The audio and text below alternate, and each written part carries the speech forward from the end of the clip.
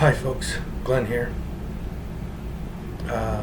Got some amazing responses from some amazing subs, you people out there. And I woke up wanting to share a message today. So I just went and grabbed my Bible. I got this Bible down at the last protest. It's, wait a minute. Holy Bible. See that? And all the words written in it are upside down. This Bible was made in China, but it has the air words in it, the red ones. So I opened this up. Thought maybe we could have a look quickly of how the Bible works for me. So I opened it up and I saw Matthew 5:4. But I say unto you, love your enemies, bless them that curse you, do good to them that hate you, and pray for them which despitefully use you and persecute you. That's an important lesson right there, folks. For all of us. Harvest, you out there, thank you for paying attention or at least giving me a chance. You had made an interesting comment that we are to go through others as opposed to around them. I've always thought, when I went through my divorce and I decided I had to leave, the last thing I said to the person I loved the most was that I have to go. And what I'm going to get, I'm not going to get going through you. I'm going to get it going under you, over you, or around you. But I'm not going to break you down to go get what I need to figure out who I am. In other words, I don't need to shatter your reality in order to find out what my reality is. I think that's a disservice. Now, when you love your enemies, you don't have any.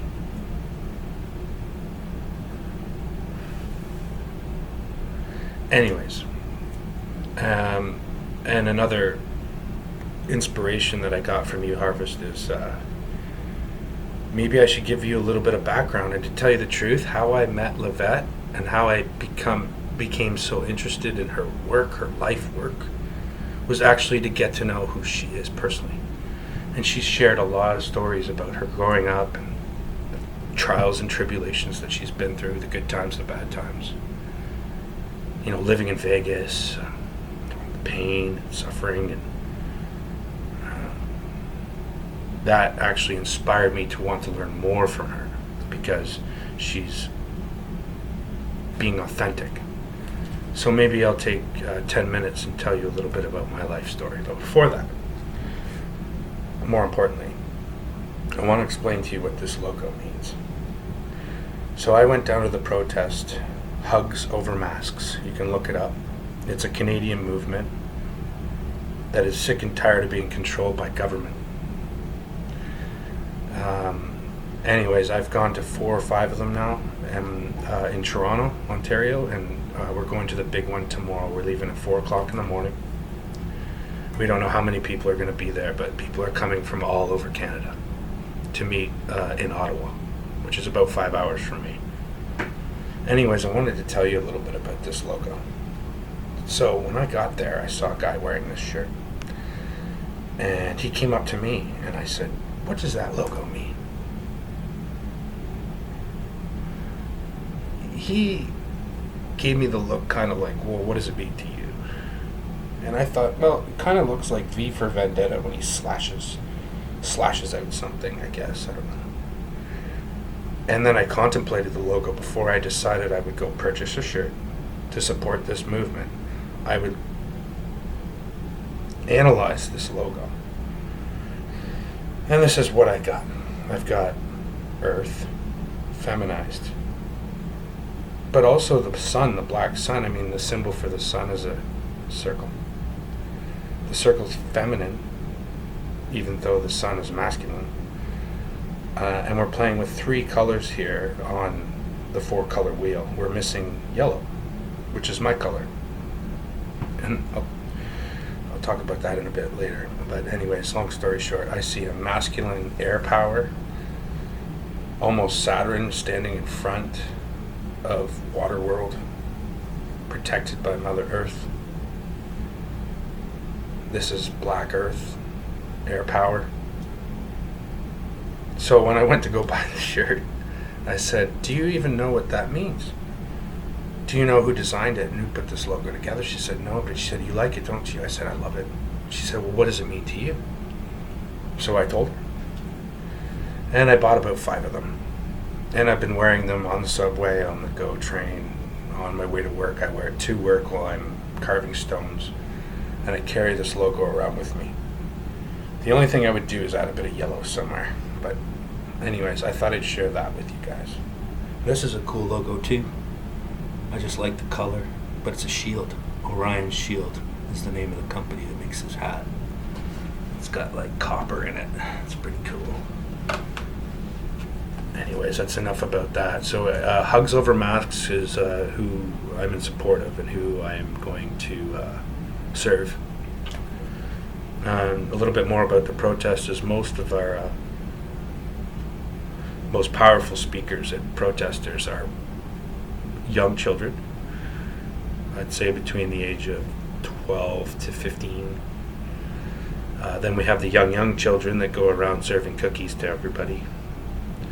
And then we have the elderly, a good amount of elderly people. I'm not going to put a percentage on it, but there's a lot of elderly there. A lot of women. I'd say men are kind of the less percentage of people that are there. But anyways, and we call it a protest. It's not. It's a gathering. It's a gathering together, not to get her. We're trying to defend her because we know what they're doing.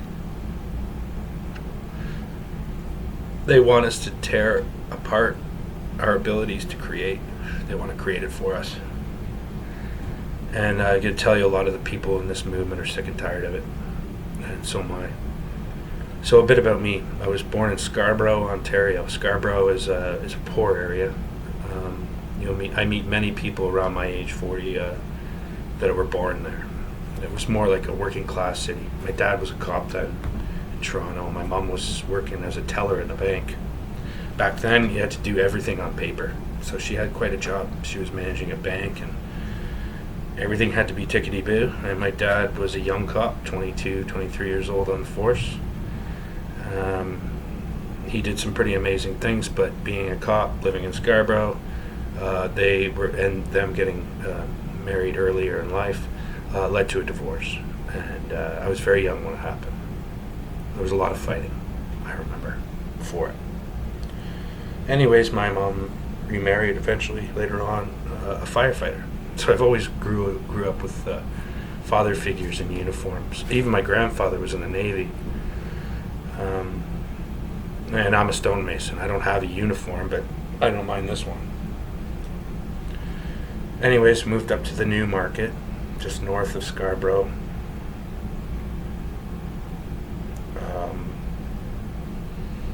And now here I'm landed in Aurora, which is just south of New Market. In between Richmans Hill and the New Market, I live in a place called Aurora. I have many friends in this town and many enemies. But remember, I love them both. They just don't understand that. I've been through some stuff.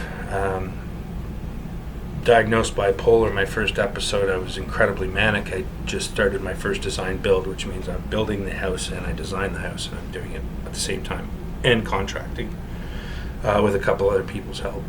And my firstborn came along right around that time, and ever increasingly I needed less sleep, but I was working harder. My brain was processing information at such a fast pace that I was literally awake for about 4 days.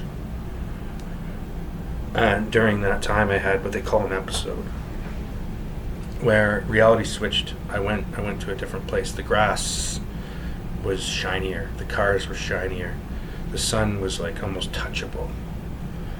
I was eating dandelions in a field when my mom found me and said, "You need help." So somehow she managed to get me to the hospital. When I got there, I reminded everybody to put down their swords and to support those that support us. EMS, the nurses, the police. Guys, I got to tell you, the police up here in Aurora and around me, they work really hard. A lot of them didn't know what they were getting themselves into when they got in, but they're going through some tough times right now, and we need to support them because they get out of bed to serve us. They really do. Almost all of them, really, that's all they ever wanted to do. But you know how life works, right? I'm rambling, but I'm just trying to give you a little bit about who I am. So I'm 40 now. 40 years in the desert. I have been a member of many churches. I've actually used to go down to Florida, build houses after hurricanes and tornadoes and stuff like that. That's why I like the church so much. They really help me become part of the community, to serve better. And I'm not saying that I'm serving because I want, because I'm trying to please God. It feels really good while you're doing it. You meet a lot of incredible people while you're doing it. And that's the reason why I'm going to the protest. I'm going there to meet people of like mind. Birds of a feather flock together.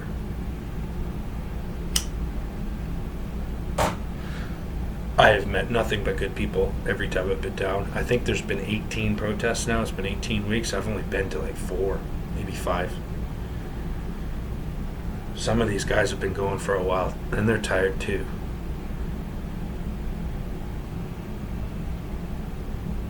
It's not like a physical tired, though. It's almost like I've been over-processed. If you can't laugh at reality now or whatever's going on out there, then you're really not having fun. So it's important to have fun.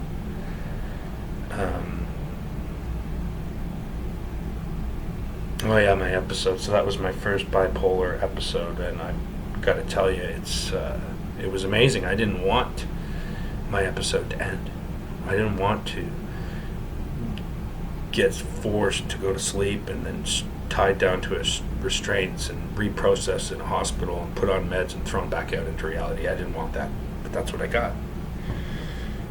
And my better half told me if I ever went off my meds that I would no longer be welcome in the house.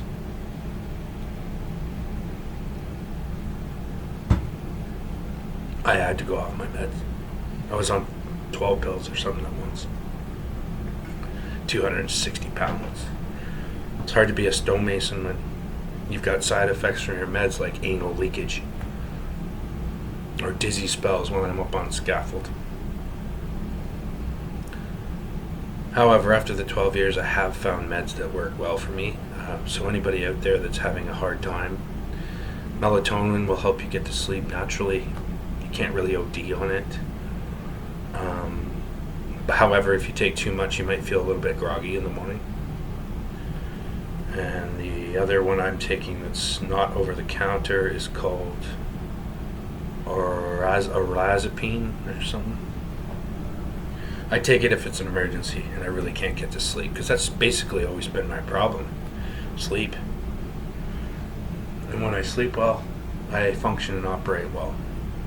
And that applies to all of us. I landed in Aurora last year on November 16th, which has always been an important date to me. It's an 11/1/9 or 6, whatever. I started noticing number patterns and synchronicities at a very young age, and it scared me. Almost every time I looked at the clock, it was 11:19 or 9:11, or you know what I mean? Combination of the same numbers everywhere for years. And I mentioned this before, but how I came across Levette's channel was the Mandela effect. How did Hudson's Bay just grow by 2 up here in Canada and nobody noticed? And I realized I'm the only one that noticed that. And I remember studying the Panama Canal, and I remember it running north-south. I did a project on that. doesn't run that way anymore. So anyways, my problems when I came to Livette, and even Matt spoke much, or Matt's channel spoke a lot about it, is that had I not found you guys at that time, I would have never learned astrology, never even known what alchemy is. However, I do have a very good background with the scriptures, and I read them wrong for a long time. But I started reading it differently about 4 years ago, after I left the church. And I got a lot of help from a gentleman named Derek Brose. You can look him up. He has the Alpha Omega series. It's quite an eye-opener. And it's quite amazing how he has very little background in astrology or alchemy, I would say. Maybe he knows enough, though. I don't know if he knows it. But the words that come out of this man's mouth, guy saved me. Just like Livette. So here I am now living in a tiny, tiny little house. But I have everything I need, and I'm weathering out the storm, so to speak. I don't get to see my kids very often. But I do have beautiful neighbors and beautiful friends and lots of support. And you guys. So I figure I owed you a little bit of an explanation of who I am. Not that it really matters. We're all very unique and important, but we learn by listening to other people's stories that we're not alone. That's the other bonus about the protest, is you walk away with a sense of, like, there are others out there that see the world, closer to the way I see it. And then there are those with masks on everywhere I go. I mean, I was taught at a very young age that you are fully and completely designed to deal with, viruses and stuff like that. But a mental virus, that's a different thing.